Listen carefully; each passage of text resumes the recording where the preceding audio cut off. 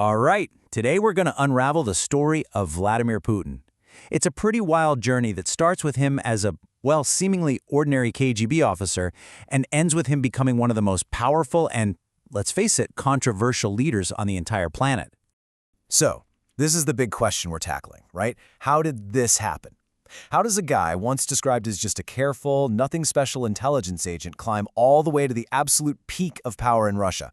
Okay, let's dive in. To really understand the man, you have to go all the way back to the beginning.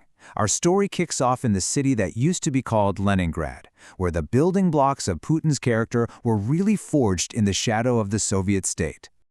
You know, as a young man, Putin wasn't really interested in typical careers. He had one passion: national security, espionage. And you can see it right here on the timeline. He applied to the KGB when he was just 18 years old. It took years of prep, but he finally got in, officially in '75. And by 1985, he'd landed a really key assignment in East Germany, which was a major front line in the Cold War. Now this is fascinating. This is how his early colleagues saw him, not as some loud, visionary leader, but as a total pragmatist. This description just paints a picture of a guy who, right from the get-go, operated with this cool, calculating logic. And that trait, it would become the absolute hallmark of his entire political career. So now we get to a moment that would fundamentally shape his entire way of thinking. And it wasn't a battle, it wasn't some big political win. It was the experience of watching an entire empire just crumble right in front of his eyes. Remember, he's stationed in East Germany, so he had a front-row seat to the fall of the Berlin Wall and the sudden, shocking disintegration of the whole communist system. I mean, he literally saw a superpower just vanish into thin air. You can imagine that left a serious mark on him. And this really nails the core lesson he took away from all that chaos. See, for Putin, the collapse wasn't about freedom or liberation. It was about the catastrophic failure of a weak central government. This belief that a nation is always just one misstep away from completely falling apart, that would define his approach to power for decades to come. So after the collapse, Putin heads back to a Russia that's in total turmoil and gets into politics as an advisor in St. Petersburg. And it was here that he built a reputation for something more than just being smart. He became known for being fiercely loyal. I mean, when his boss, Mayor Anatoly Sobchak, lost power, Putin didn't just ditch him, he stuck by him. And that sent a clear signal about a defining trait: he protects his people. Okay, now we're getting to the really dramatic part of the story, his incredibly fast and masterfully calculated climb from the shadows of the intelligence world to the very top of the Kremlin. It's something else. The speed of his rise is just staggering. Look at this. In '98, he's made director of the FSB, which is what the KGB became. Just 1 year later, after a series of apartment bombings has the country terrified, he launches the second war in Chechnya, making himself look like a man of action. That gets President Boris Yeltsin to name him prime minister. And then, the final checkmate. Yeltsin makes a shocking New Year's Eve resignation, and just like that, Putin is the president, an absolute masterclass in political maneuvering. So here's the crucial thing to understand. His tough response to the war in Chechnya was the real turning point.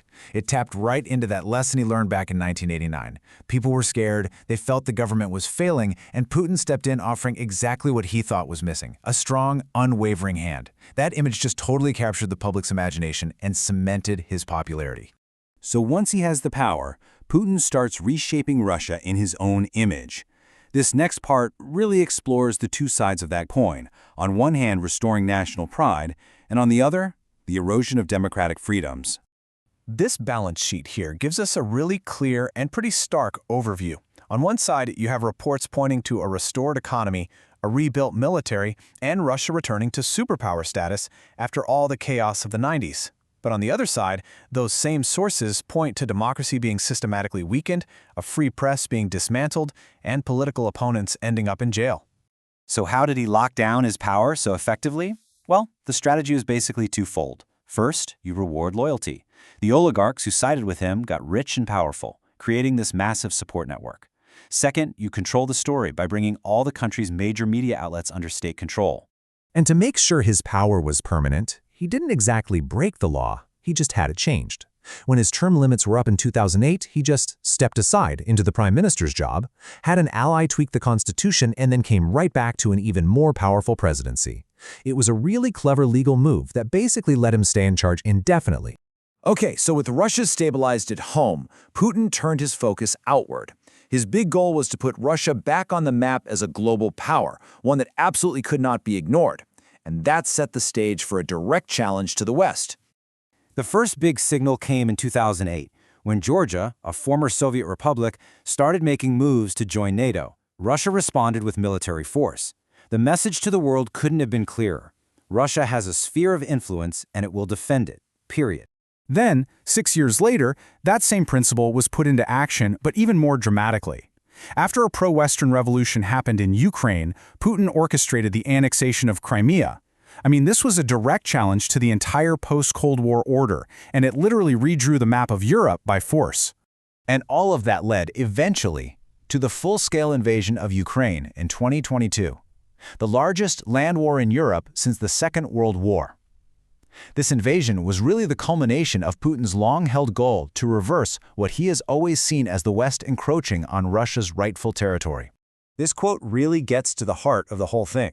For Putin, Ukraine isn't just some other country. He sees it as historically, culturally, and strategically vital to Russia's very identity as a great power.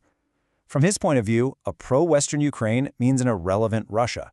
And so, that's where we end up. From that calculating KGB agent to a leader who has fundamentally upended the global order. So is he the man who restored Russian strength, a patriot who saved his country from collapse? Or is he an authoritarian threat to the entire world? Well, the answer seems to depend completely on who you ask and where you're standing.